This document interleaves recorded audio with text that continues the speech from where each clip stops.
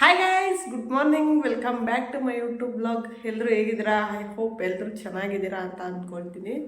ಇವತ್ತು ಮಾರ್ನಿಂಗಿಂದ blog start ಮಾಡ್ತಾ ಇದ್ದೀನಿ.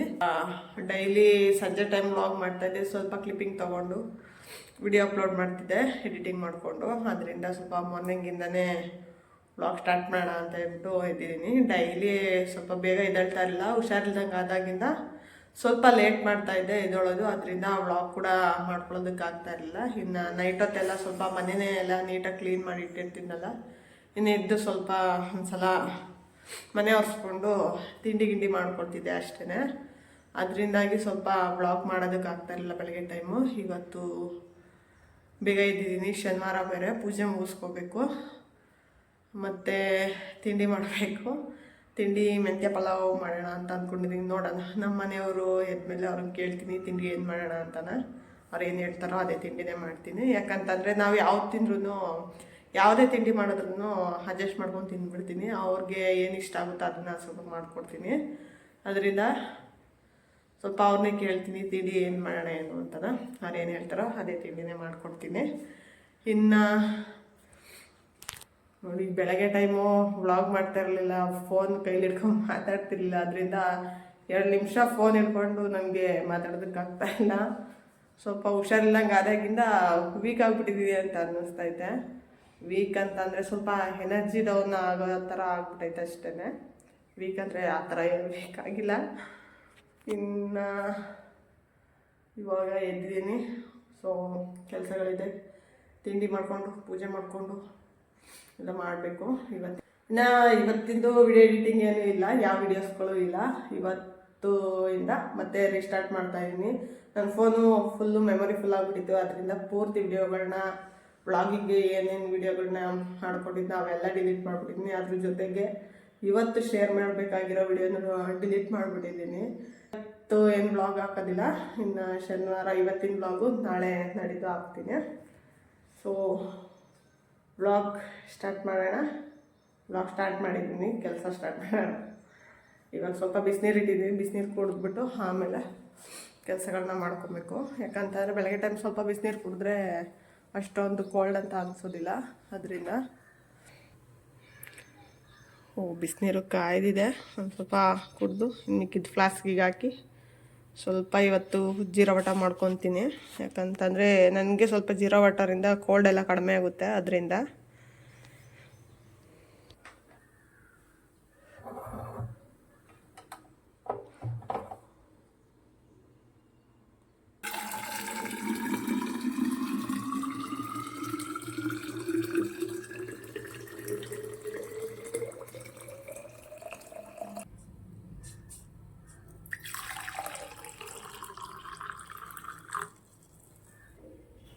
ಜೀರಾ ವಾಟರ್ಗೆ ಜೀರಿಗೆ, ಮೆಣಸು ಮತ್ತು ಬೆಲ್ಲ ಹಾಕ್ಕೊಂಡು ಸ್ವಲ್ಪ ಒಂದು 5-10 ನಿಮಿಷ ಕುದಿಸ್ಕೊಂಡ್ರೆ ಸಾಕು, ರೆಡಿಯಾಗಿ ಹೋಗುತ್ತೆ.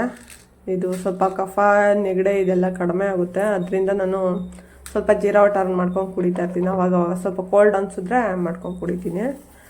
ನನಗೆ ಸ್ವಲ್ಪ ಇದು ಬೇಗ ರಿಸಲ್ಟ್ ಸಿಗುತ್ತೆ. 1 ಅವರ್ಗೆಲ್ಲ ಸ್ವಲ್ಪ ನೆಗಡೆ ಎಲ್ಲ ಕಡಿಮೆ ಆಗಿಬಿಡುತ್ತೆ. ಅದರಿಂದ ಸ್ವಲ್ಪ ಈ ಥರ ಆವಾಗ ಜೀರಾ ವಾಟರ್ ಮಾಡ್ಕೊಂಡು ಕುಡಿತಾ ಇರ್ತೀನಿ. ಮತ್ತು ಇದು ಹೊಟ್ಟೆಲಿರೋ ಸ್ವಲ್ಪ ಬೊಜ್ಜನ್ನು ಕೂಡ ಕರಗಿಸುತ್ತೆ. ನನಗೆ ಆಫ್ಟರ್ ಡೆಲಿವರಿ ತುಂಬ ಫ್ಯಾಟ್ ಇದೆ ಹೊಟ್ಟೆಲಿ. ಅದರಿಂದ ಸ್ವಲ್ಪ ಅದು ಕೂಡ ಹೆಲ್ಪ್ ಆಗ್ಬೋದು ಅನ್ನೋದಕ್ಕೋಸ್ಕರ ಆದಷ್ಟು ವಾರದಲ್ಲಿ ಒಂದು 3-4 ಸಲನಾದರೂ ಜೀರಾ ವಾಟರ್ ಮಾಡ್ಕೊಂಡು ಕುಡಿತೀನಿ. Jeera water ready. ಇವಾಗ ಇದನ್ನು ಕುಡಿದು ಕೆಲಸ ಸ್ಟಾರ್ಟ್ ಮಾಡ್ತೀನಿ.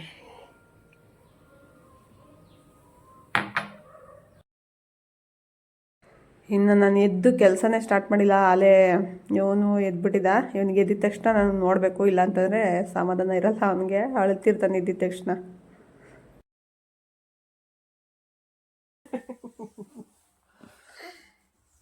ಬರಲ್ಲ ಚೀ, ಏನದು ಚೆನ್ನಾಗಿಲ್ಲ.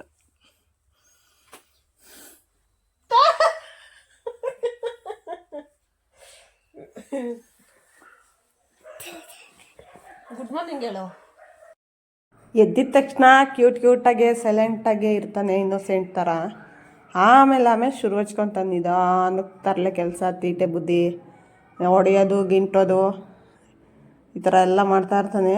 ಎದ್ದಾಗ ಮಾತ್ರ ಫುಲ್ ಸೈಲೆಂಟಾಗಿರ್ತದೆ.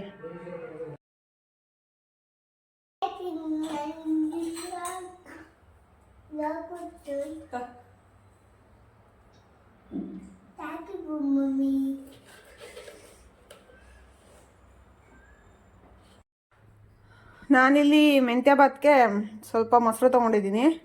ಆಲೂಗಡ್ಡೆ ಮತ್ತು ಬಟಾಣಿ ಸ್ವಲ್ಪ ಅದಾಗಲೇ ಮೊಳಕೆ ಬಂದುಬಿಟ್ಟಿದೆ, ಏನಾಗೋದಿಲ್ಲ, ಚೆನ್ನಾಗಿರುತ್ತೆ.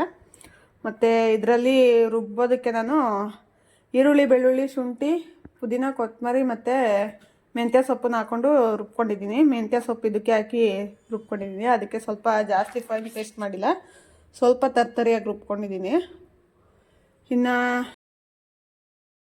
ಮತ್ತು ಈರುಳ್ಳಿ ಒಗ್ಗರಣೆಗೆ ಅಂತ ಕಟ್ ಮಾಡ್ಕೊಂಡಿದ್ದೀನಿ. ಸ್ವಲ್ಪ ಸ್ಪೈಸಸ್ ತೊಗೊಂಡಿದ್ದೀನಿ. ನಿಮಗೆ ಮನೆಯಲ್ಲಿ ಯಾವುದೇ ಸ್ಪೈಸಸ್ ಇರುತ್ತೋ ಅವನ್ನ ಹಾಕ್ಕೊಂಡು ಮಾಡ್ಕೊಬೋದು, ಚೆನ್ನಾಗಿರುತ್ತೆ. ಇದ್ರ ಜೊತೆಗೆ ಸ್ವಲ್ಪ ಮಸಾಲೆಗಳನ್ನ ಆ್ಯಡ್ ಮಾಡಬೇಕು. ಅದನ್ನು ನಾನು ಅಡುಗೆ ಮಾಡಬೇಕಾದ್ರೆ ತೋರಿಸ್ತೀನಿ ನಿಮಗೆ. ನಾವು ಈ ಥರ ರೈಸ್ ಐಟಮ್ ಎಲ್ಲ ಮಾಡಬೇಕಾದ್ರೆ ಆದಷ್ಟು ಎಣ್ಣೆಯಲ್ಲಿ ಎಲ್ಲ ಮಸಾಲೆಗಳನ್ನ, ತರಕಾರಿಗಳನ್ನ ನೀಟಾಗಿ ಫ್ರೈ ಮಾಡ್ಕೊಬೇಕು. ಮತ್ತು ಮೆಂತ್ಯ ಭಾತ್ ಮಾಡಬೇಕಾದ್ರೆ ಸ್ವಲ್ಪ ಸೊಪ್ಪನ್ನ ಹಾಕೋದಿಲ್ಲ, ನಾವು ಹಂಗೆ ಹಚ್ಬಿಟ್ಟು ಹಾಕ್ತೀವಿ ಅಂದರೆ ಅದನ್ನು ಅಷ್ಟೇ ಎಣ್ಣೆನಲ್ಲಿ ಚೆನ್ನಾಗಿ ಫ್ರೈ ಮಾಡ್ಕೊಬೇಕು. ಇಲ್ಲಾಂದರೆ ಒಂಥರ ಕಹಿ ಕಹಿ ಬಂದುಬಿಡುತ್ತೆ, ತಿನ್ನೋದಕ್ಕೆ ಅಷ್ಟೊಂದು ಟೇಸ್ಟ್ ಇರೋದಿಲ್ಲ. ಅದರಿಂದ ಆದಷ್ಟು ಚೆನ್ನಾಗಿ ಫ್ರೈ ಮಾಡ್ಕೊಳ್ಳಿ, ಹಸಿ ಸ್ಮೆಲ್ ಹೋಗೋ ಥರ. ಈಗ ಇದಕ್ಕೆ ಆಲೂಗಡ್ಡೆ ಮತ್ತು ಬಟಾಣಿ ಹಾಕೊಳ್ಳೋಣ. 1 ನಿಮಿಷ ಫ್ರೈ ಮಾಡ್ಕೊಂಡ್ರೆ ಸಾಕು.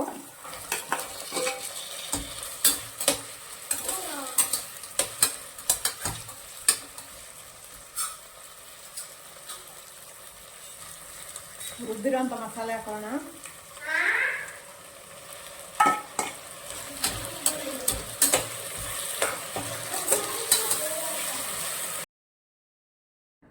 ಮೆಂತ್ಯ ಭಾತ್ಗೆ ಇವಕ್ಕೆಲ್ಲನ ಸ್ವಲ್ಪ ಮೊಸರು ಹಾಕೊಂಡ್ರೆ ಟೇಸ್ಟ್ ಅಂತೂ ಸಖತ್ತಾಗಿ ಬರುತ್ತೆ. ಮತ್ತು ರೈಸು ಕೂಡ ಸಾಫ್ಟಾಗಿ ಬರುತ್ತೆ. ಏನಾದರೂ ಮೊಸರು ಸಿಕ್ಕಲಿಲ್ಲ ನಿಮಗೆ ಅಂತ ಅಂದರೆ 1 ನಿಂಬೆಹಣ್ಣು ರಸ ತೆಗೆದ್ಬಿಟ್ಟು ಹಾಕ್ಕೊಳ್ಳಿ, ಅದು ಟೇಸ್ಟ್ ತುಂಬ ಚೆನ್ನಾಗಿ ಬರುತ್ತೆ. ಈ ಮಸಾಲೆ ಪದಾರ್ಥಗಳನ್ನೆಲ್ಲ ಫ್ರೈ ಮಾಡಾದಮೇಲೆ ಲಾಸ್ಟಿಗೆ ಹಾಕಿ ಸ್ವಲ್ಪ ನಿಂಬೆಹಣ್ಣು ರಸನ, ಇಲ್ಲಾಂದ್ರೆ ಅದೊಂಥರ ಒಗರು ಥರ ಆಗಿಬಿಡುತ್ತೆ. ಇನ್ನು ಟೊಮೊಟೊ ಹಾಕಿದ್ಮೇಲೆ ಸ್ವಲ್ಪ 1-2 ನಿಮಿಷ ಚೆನ್ನಾಗಿ ಕೈ ಆಡಿಸ್ಕೊಳ್ಳಿ, ಸ್ವಲ್ಪ ನೀರು ಬಿಡೋ ತನಕ. ಅದಾದಮೇಲೆ ಒಂದು ಪ್ಲೇಟ್ ಕ್ಲೋಸ್ ಮಾಡಿಬಿಟ್ಟು 1-2-3 ನಿಮಿಷ ಚೆನ್ನಾಗಿ ಮೀಡಿಯಮ್ ಫ್ಲೇಮಲ್ಲಿ ಬೇಯಿಸ್ಕೊಳ್ಳಿ. ಅದು ಟೊಮೊಟೊದೆಲ್ಲ ರಸ ನೀಟಾಗಿ ಬಿಡಬೇಕು, ಆವಾಗ ಮಸಾಲೆ ಎಲ್ಲ ಚೆನ್ನಾಗಿ ಹಿಡಿಯುತ್ತೆ. ನೋಡ್ಬೋದು ನೀವಿಲ್ಲಿ ಫುಲ್ಲು ಎಣ್ಣೆ ಬಿಟ್ಟಿದೆ, ಎಲ್ಲ ಮಸಾಲೆ ಕರೆಕ್ಟಾಗಿ ನೀಟಾಗಿ ಬೆಂದಿದೆ, ಯಾವುದೇ ರೀತಿ ಹಸಿ ಸ್ಮೆಲ್ ಬರೋದಿಲ್ಲ. ಅದಾದಮೇಲೆ ನಿಮ್ಗೆ ಎಷ್ಟು ಬೇಕೋ ಅಷ್ಟು ಅಕ್ಕಿ ಹಾಕ್ಕೊಬೇಕು. ಅಕ್ಕಿ ಹಾಕ್ಕೊಂಡು ಸ್ವಲ್ಪ ಅದಕ್ಕೆ ಅಳತೆ ತಕ್ಕನಾಗಿ ನೀವು ಅಕ್ಕಿ ಎಷ್ಟು ಹಾಕ್ಕೊಂಡಿದ್ದೀರೋ ಅದ್ರ ಡಬಲ್ಲು ನೀರು ಹಾಕ್ಕೊಬೇಕು. ಅಂದರೆ 1 ಲೋಟ ಅಕ್ಕಿ ಹಾಕಿದರೆ 2 ಲೋಟ ನೀರು ಹಾಕ್ಕೋಬೇಕು. ನೀವು ಕುಕ್ಕರಲ್ಲಿ ವಿಷಲ್ ಕೂರಿಸ್ಕೊತೀವಿ ಅಂತ ಅಂದರೆ, ಇಲ್ಲ ಲಿಡ್ ಓಪನ್ ಮಾಡಿಕೊಂಡೆ ನಾವು ಮಾಡ್ಕೊತೀವಿ ಅಂದರೆ 1.5 ಲೋಟ ಇಲ್ಲ 1.25 ಲೋಟ ನೀರು ಹಾಕ್ಕೊಳ್ಳಿ, ಕರೆಕ್ಟಾಗಿ ಬೆಂದ್ಕೊಳ್ಳುತ್ತೆ. ಅದಕ್ಕೆ ಸ್ವಲ್ಪ ಖಾರದ ಪುಡಿ, ಉಪ್ಪು ನಿಮ್ಗೆ ಟೇಸ್ಟ್ ನೋಡಿ, ನಿಮಗೆ ಸ್ಪೈಸಸ್ ಏನೇನು ಬೇಕು ಅಂತ ಹೇಳ್ಬಿಟ್ಟು ಹಾಕ್ಕೊಳ್ಳಿ. ಇಲ್ಲ ಬಿರಿಯಾನಿ ಪೌಡ್ರ್ ಇತ್ತು ಅಂತಂದರೆ ಬಿರಿಯಾನಿ ಪೌಡ್ರ್ ಹಾಕ್ಕೊಳ್ಳಿ, ಅದನ್ನ ಹಾಕ್ಕೊಂಡ್ರೆ ತುಂಬ ಟೇಸ್ಟಿಯಾಗಿರುತ್ತೆ. ಇನ್ನು ಉಪ್ಪು ಖಾರ ಎಲ್ಲ ಚೆಕ್ ಮಾಡಿ ಆದಮೇಲೆ ಲಿಡ್ ಕ್ಲೋಸ್ ಮಾಡಿ 2 ವಿಷಲ್ ಬರೆಸ್ಕೊಂಡ್ರೆ ಸಾಕು. ಇನ್ನು ಕುಕ್ಕರ್ ವಿಷಲ್ಗೆ ಇಟ್ಬಿಟ್ಟು ನನ್ನ ಮಗಂಗೆ ಕಾಳು ಹುರ್ಕೊಟ್ಟಿದ್ದೆ, ಅವನು ಕೂತ್ಕೊಂಡು ತಿಂತಾ ಇರಲಿ. ಸ್ವಲ್ಪ ತಿಂಡಿ ಮಾಡೋದು ಲೇಟಾಗಿತ್ತು, ಅದರಿಂದ. ನನಗೆ ಕಾಳು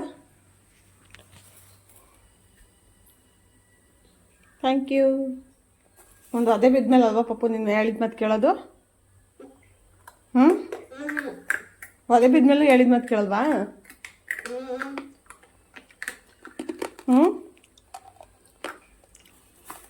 ನಮ್ಮ ಸಾಹೇಬರು ಅದೇ ತಿಂದು ಕಾಳು ಉರಿಸ್ಕೊಂಡು ತಿಂತಾ ಇರೋದು. ಹೇಳಿದ ಮಾತು ಕೇಳ್ತಾ ಇಲ್ಲ ಮಗ. ಅಂಗನವಾಡಿಗೆ ಕಳಿಸ್ಬೇಕು. ಹೋಗ್ತೀಯ ಅಂಗನವಾಡಿಗೆ? ಹೋಗ್ಬೇಕು.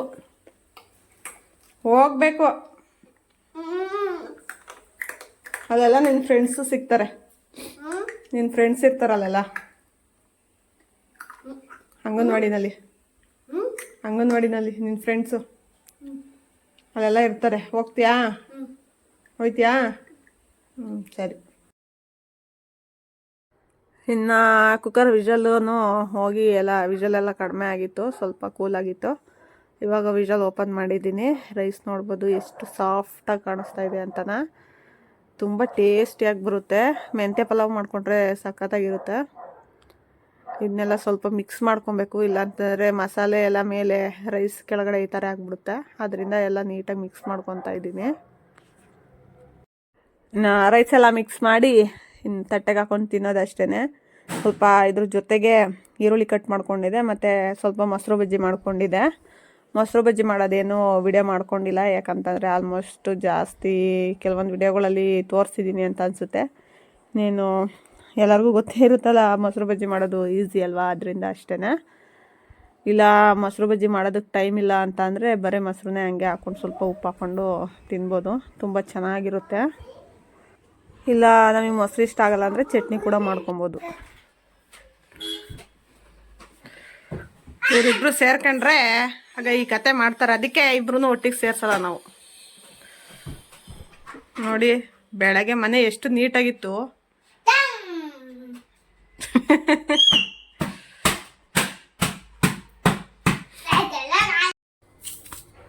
ಮೆಂತ್ಯ ಪಲಾವ್ ರೆಡಿ ಆಯಿತು. ಇವಾಗ ಇದನ್ನು ತಿನ್ನೋಣ. ತಿಂಡಿ ಆಗಲೇ 11 ಗಂಟೆ ಮೇಲೆ ಆಗಿದೆ. ತಿಂಡಿ ಫಸ್ಟ್ ತಿಂದ್ಕೊಂಡು ಆಮೇಲೆ ಮಿಕ್ಕಿದ ಕೆಲಸಗಳು ಸ್ಟಾರ್ಟ್ ಮಾಡಬೇಕು. ಇವರಿಬ್ಬರು ಸೇರಿರೋ ತವ ಇದೇ ಕಥೆನೇ ಮಾಡೋದು.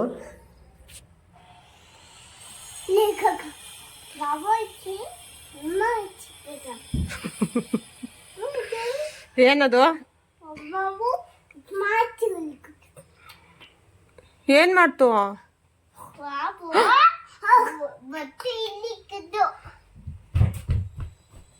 ಏನ್ ಮಾಡ್ತು ಪಾಪು? ಬೊಟ್ಟಿಕಂತ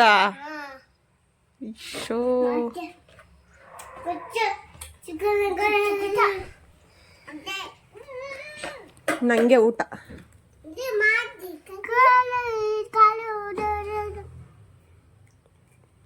ಹಾಕೊಡ್ಲಾ?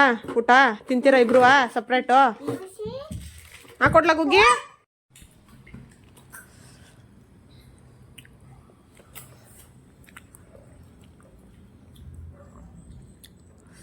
ಚೆನ್ನಾಯ್ತಾ?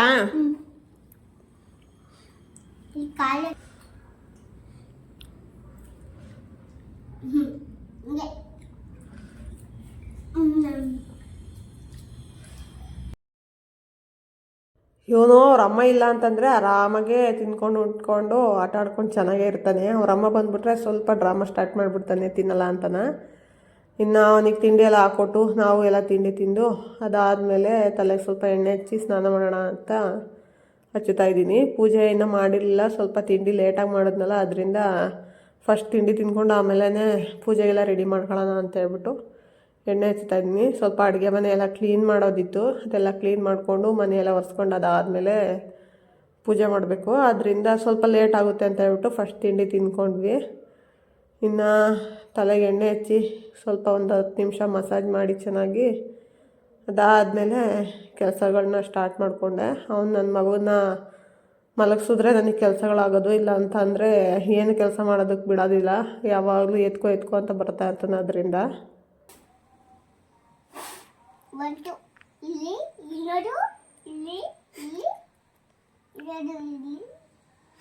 ಅದ್ರೊಳಗೆಲ್ಲ ಸೋರಿಸ್ಬಾರ್ದು ಮಗನೆ, ಎಲ್ಲ ಹಂಗೆ ಕರೆ ಆಗುತ್ತೆ. ಅಯ್ಯೋ ಪಪ್ಪು, ಈಗ ಅದೇ ಕೊಡ್ತೀನಂತೆ ನಾನು ನಿಂಗೆ.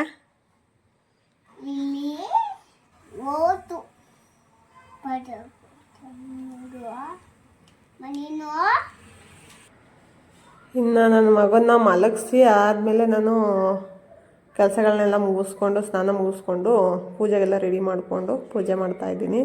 ನನಗೆ ಸ್ವಲ್ಪ ಪೂಜೆ ಮಾಡಬೇಕು ಅಂತಂದರೆ ಸಮಾಧಾನವಾಗಿ ನಿಧಾನಕ್ಕೆ ಮಾಡಬೇಕು. ಅರ್ಜೆಂಟಿಗೆ ಪೂಜೆ ಮಾಡಬೇಕು ಅಂತಂದರೆ ನನಗೆ ಅಷ್ಟು ಇಂಟ್ರೆಸ್ಟ್ ಬರೋದಿಲ್ಲ. ನೀಟಾಗಿ ಪೂಜೆ ಸಾಮಾನೆಲ್ಲ ತೊಳ್ಕೊಂಡು ಆದಮೇಲೆ ಪೂಜೆ ಮಾಡೋದು ನಾನು. ಇಲ್ಲ ಅಂತಂದರೆ ಪೂಜೆನೇ ಮಾಡೋದಕ್ಕೆ ಹೋಗೋದಿಲ್ಲ, ನಮ್ಮ ಮನೆಯವ್ರು ಮಾಡಿಬಿಡ್ತಾರೆ ಆ ಟೈಮಲ್ಲಿ, ವಾರ ಇಲ್ಲನ. ಅದರಿಂದ ಸ್ವಲ್ಪ ಪೂಜೆ ಎಲ್ಲ ಮುಗಿಸ್ಕೊಂಡು ಅದಾದಮೇಲೆ ಒಂದು 10 ನಿಮಿಷ ಕೂತ್ಕೊಂಡು ನಾನು ಸಮಾಧಾನವಾಗಿ ದೇವ್ರ ಫೋಟೋ ನೋಡಿಕೊಂಡು ನನಗೇನಾದರೂ ಕೇಳ್ಕೊಬೇಕು ಅಂದರೆ ಏನಾದರೂ ಹೇಳ್ಕೊಬೇಕು ಅಂತ ಅಂದರೆ ಆರಾಮಾಗಿ ಕೂತ್ಕೊಂಡು ಒಂದು 5-10 ನಿಮಿಷ ಅಲ್ಲೇ ದೇವ್ರ ಮುಂದೆನೇ ಕೂತ್ಕೊಂಡ್ಬಿಡ್ತೀನಿ. ಅದಾದಮೇಲೆ ನಾನು ಸಮಾಧಾನ ಆದಮೇಲೆ ಎದ್ಬಿಟ್ಟು ಬೇರೆ ಕೆಲಸಗಳನ್ನ ಮಾಡ್ಕೊತೀನಿ. ಕೂದಲು ಒಣಗಿಸ್ಕೊಳ್ಳೋ ಮಿಷಿನ್ ಇಲ್ಲ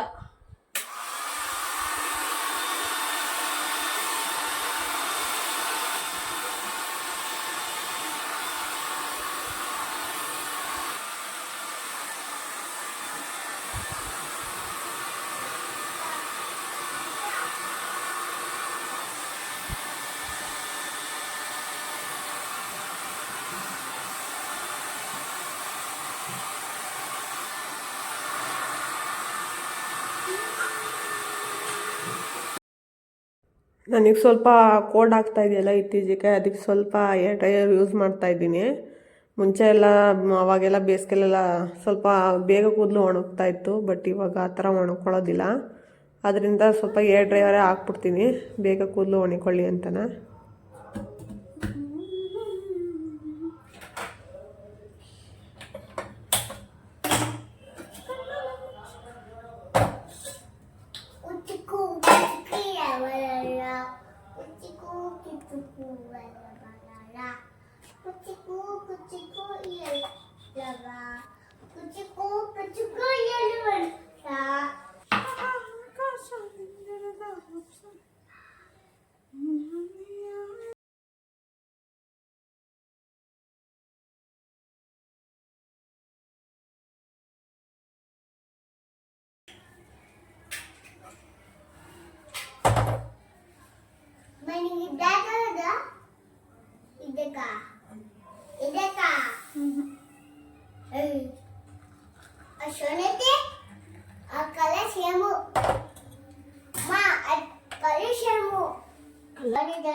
Yes, Papa.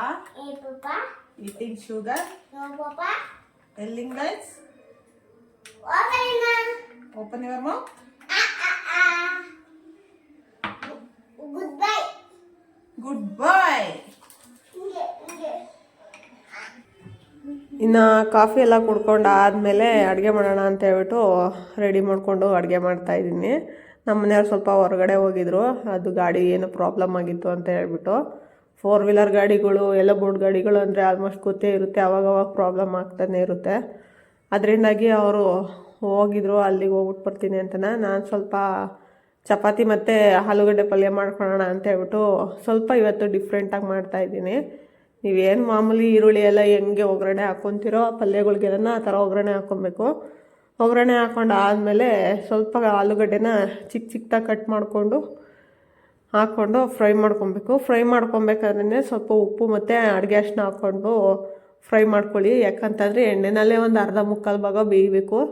ಅದಾದಮೇಲೆ ಸ್ವಲ್ಪ ಮಸಾಲೆ ಎಲ್ಲ ಕೂಡಿಸ್ಕೊಂಡು ಆದಮೇಲೆ ಪೂರ್ತಿ ಬೇಯಿಸ್ಕೊಬೇಕಾಗುತ್ತೆ. ಅದರಿಂದ ಆದಷ್ಟು ಎಣ್ಣೆನಲ್ಲೇ ಸ್ವಲ್ಪ ಉಪ್ಪು ಮತ್ತು ಅಡುಗೆ ಅರಿಶಿನ ಹಾಕ್ಕೊಂಡು ಫ್ರೈ ಮಾಡ್ಕೊಳ್ಳಿ. ಉಪ್ಪು ಹಾಕ್ಕೊಳ್ಳೋದ್ರಿಂದ ಬೇಗ ಸ್ವಲ್ಪ ಬೇಯುತ್ತೆ.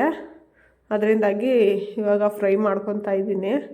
ಸ್ವಲ್ಪ ಇದನ್ನು ನಾನು ಯೂಟ್ಯೂಬಲ್ಲಿ ನೋಡಿದ್ದೆ, ಹಾಗೆ ಒಂದು ಸಲ ಟ್ರೈ ಮಾಡೋಣ, ನೋಡೋಣ ರೆಸಿಪಿ ಚೆನ್ನಾಗಿ ಬರುತ್ತಾ ಇಲ್ವಾ ಅಂತ ಹೇಳ್ಬಿಟ್ಟು ಮಾಡಿದ್ದೆ. ತುಂಬ ಚೆನ್ನಾಗಿ ಬಂದಿತ್ತು.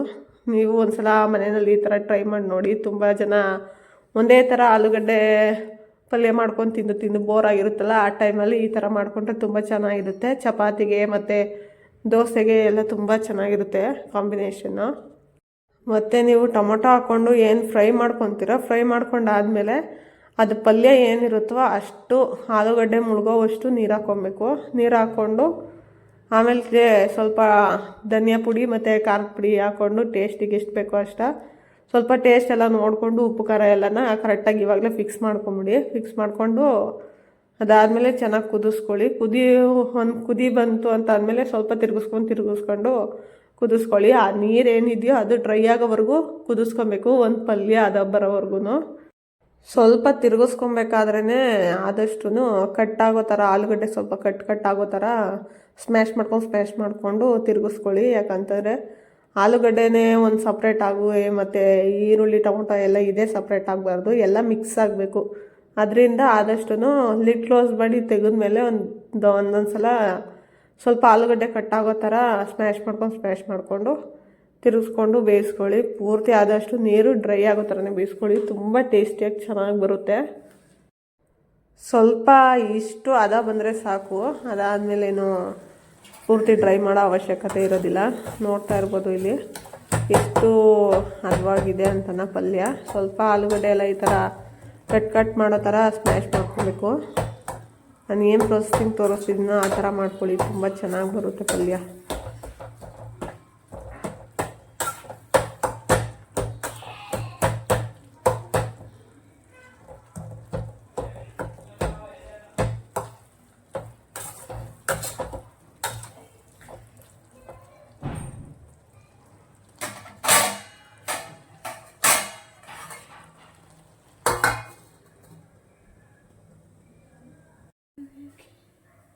ಇನ್ನು ಪಲ್ಯ ಎಲ್ಲ ಮಾಡಾದಮೇಲೆ ಸ್ವಲ್ಪ ಎಗ್ ಬುರ್ಜಿ ಮಾಡ್ಕೊಂಬಿಡೋಣ ಅಂತ ಹೇಳ್ಬಿಟ್ಟು ಮಾಡ್ಕೊತಾ ಇದ್ದೀನಿ. ಚಪಾತಿಗೆ ಒಂದೇ ಥರ ಅಂತ ಅಂದರೆ ಅಷ್ಟು ಕಾಂಬಿನೇಷನ್ ಚೆನ್ನಾಗಿರೋದಿಲ್ಲ. ಹಿಂಗೆ ಒಂದು 2-3 ಥರ ಪಲ್ಯ ಎಲ್ಲ ಮಾಡಿಕೊಂಡ್ರೆ ತುಂಬ ಚೆನ್ನಾಗಿರುತ್ತೆ, ನಮ್ಮನೆಯವ್ರಿಗೂ ಇಷ್ಟ ಆಗುತ್ತೆ. ಅದರಿಂದ ಸ್ವಲ್ಪ ಎಗ್ ಬುರ್ಜಿನ ಮಾಡ್ಕೊಳ್ಳೋಣ ಅಂತ ಹೇಳ್ಬಿಟ್ಟು ಮಾಡ್ಕೊತಾ ಇದ್ದೀನಿ. ನೀವು ಚಪಾತಿಗೆ ಅಂತ ಅಂದರೆ ಸ್ವಲ್ಪ ಈರುಳ್ಳಿನ ಉದ್ದುದ್ದು ಕಟ್ ಮಾಡಿಕೊಂಡು ಎಗ್ ಬುರ್ಜಿ ಮಾಡ್ಕೊಳ್ಳಿ. ಇಲ್ಲ ನಮಗೆ ರೈಸ್ಗೆಲ್ಲ ಸ್ವಲ್ಪ ಸೈಡ್ ಸಿಗಬೇಕು ಅಂತ ಅಂದರೆ ಈರುಳ್ಳಿ ಚಿಕ್ಕದಾಗಿ ಕಟ್ ಮಾಡ್ಕೊಳ್ಳಿ. ಯಾಕಂತಂದರೆ ಪಲ್ಯ ಸ್ವಲ್ಪ ದಪ್ಪಗಿರಬೇಕು, ಆವಾಗ ಚಪಾತಿಗೆ ತಿನ್ನೋದಕ್ಕೆ ಚೆನ್ನಾಗಿರುತ್ತೆ. ರೈಸ್ಗೆ ಅಂದರೆ ಸ್ವಲ್ಪ ಎಲ್ಲ ಹುಡಿಯಾಗಿರಬೇಕು, ಆವಾಗ ತಿನ್ನೋದಕ್ಕೆ ಚೆನ್ನಾಗಿರುತ್ತೆ. ಇದರಿಂದ ನಾನು ಸ್ವಲ್ಪ ಎಗ್ ಬುರ್ಜಿ ಸ್ವಲ್ಪ ದಪ್ಪ ಸಿಗಲಿ ಪಲ್ಯ ಅಂತ ಹೇಳ್ಬಿಟ್ಟು ಈ ಥರ ಈರುಳ್ಳಿನ ಉದ್ದುದ್ದು ಕಟ್ ಮಾಡ್ಕೊಂಡಿದ್ದೀನಿ. ಇದ್ರ ಜೊತೆಗೆ ನಾವು ಏನು ಎಗ್ ಬುರ್ಜಿ ಮಾಡ್ಕೊಳೋದು ಫ್ರೈ ಮಾಡ್ಕೊತೀವೋ ಇದ್ರ ಜೊತೆಗೆ ಸ್ವಲ್ಪ ಪೆಪ್ಪರ್ ಪೌಡರ್ ಹಾಕ್ಕೊಂಡ್ರೆ ಟೇಸ್ಟ್ ತುಂಬ ಚೆನ್ನಾಗಿರುತ್ತೆ. ಮತ್ತು ಏನಾದರೂ ಮೆಣಸಿನ್ಕಾಯಿ, ಹಸಿರು ಮೆಣಸಿನ್ಕಾಯಿ ಎಲ್ಲನ ಸ್ವಲ್ಪ ಚಿಕ್ಕದಾಗಿ ಕಟ್ ಮಾಡಿಕೊಂಡ್ರೆ ಎಣ್ಣೆಯಲ್ಲಿ ಫಸ್ಟು ಹಸಿರು ಮೆಣಸಿನ್ಕಾಯಿನ ಫ್ರೈ ಮಾಡ್ಕೊಂಡು ಚೆನ್ನಾಗಿ ಖಾರ ಎಲ್ಲ ಪೂರ್ತಿ ಹೋಗೋ ಥರ, ಅದಾದಮೇಲೆ ಈರುಳ್ಳಿ ಹಾಕ್ಕೊಂಡು ಫ್ರೈ ಮಾಡ್ಕೊಳ್ಳಿ. ಆವಾಗ ಗ್ಯಾಸ್ಟ್ರಿಕ್ ಆಗೋದಿಲ್ಲ. ಇಲ್ಲ ನಮಗೆ ಖಾರ ಎಲ್ಲ ಜಾಸ್ತಿ ಬೇಡ ಅಂತ ಅಂದರೆ ಸ್ವಲ್ಪ ಈ ಮೆಣಸಿನ್ಕಾಯಿನ ಉದ್ದುದ್ದು ಕಟ್ ಮಾಡ್ಕೊಳ್ಳಿ, ಆವಾಗ ಖಾರ ಅಂತ ಅಷ್ಟು ಅಂತ ಅನಿಸೋದಿಲ್ಲ. ಮತ್ತು ಸೈಡಿಗೆ ಎತ್ತಿಡ್ಬೋದು. ಕೆಲವೊಬ್ಬರು ಮೊಟ್ಟೆನಲ್ಲಿ ಹಸಿಮೆಣ್ಸಿನ್ಕಾಯಿ ಎಲ್ಲ ತಿನ್ನೋದಕ್ಕೆ ಇಷ್ಟಪಡೋದಿಲ್ಲ, ಮೆಣಸಿನ್ಕಾಯಿಲನ ಅಂಥವ್ರು ಸೈಡಿಗೆ ಎತ್ತಿಡ್ಬೋದು ಉದ್ದುದ್ದು ಕಟ್ ಮಾಡಿ ಇಟ್ಕೊಂಡ್ರೆ. ಇಲ್ಲ ಅಂತ ಅಂದರೆ ಚಿಕ್ಕದಾಗಿ ಕಟ್ ಮಾಡಿಬಿಟ್ಟು ಫುಲ್ಲು ಎಣ್ಣೆಯಲ್ಲಿ ಫುಲ್ ರೋಸ್ಟ್ ಮಾಡಿಬಿಡ್ಬೇಕು, ಆವಾಗ ಅಷ್ಟು ಬಾಯಿಗೆ ಸಿಗೋದಿಲ್ಲ, ಖಾರ ಅಂತ ಅನಿಸೋದಿಲ್ಲ. ಇನ್ನು ಎಗ್ ಬುರ್ಜಿನೆಲ್ಲ ಮಾಡ್ಕೊಂಡಾದ್ಮೇಲೆ ಸ್ವಲ್ಪ ಚಟ್ನಿನೇ ಮಾಡ್ಕೊಂಡಿದ್ದೆ. ಚಟ್ನಿ ರೆಸಿಪಿ ಎಲ್ಲ ಏನೂ ಅಷ್ಟಾಗಿ ಶೇರ್ ಮಾಡ್ಕೊಳಕ್ಕೆ ಹೋಗೋದಿಲ್ಲ, ಯಾಕಂತಂದರೆ ಆಲ್ಮೋಸ್ಟ್ ಎಲ್ಲರಿಗೂ ಗೊತ್ತಿರುತ್ತೆ. ಚಟ್ನಿ ಎಲ್ಲ ತುಂಬ ಸಿಂಪಲಾಗಿ ಮಾಡ್ಕೊಬೋದು, ಅದರಿಂದ ಚಟ್ನಿ ಮಾಡೋದೆಲ್ಲ ಏನೂ ಅಷ್ಟಾಗಿ ತೋರ್ಸೋಕ್ಕೆ ಹೋಗೋದಿಲ್ಲ.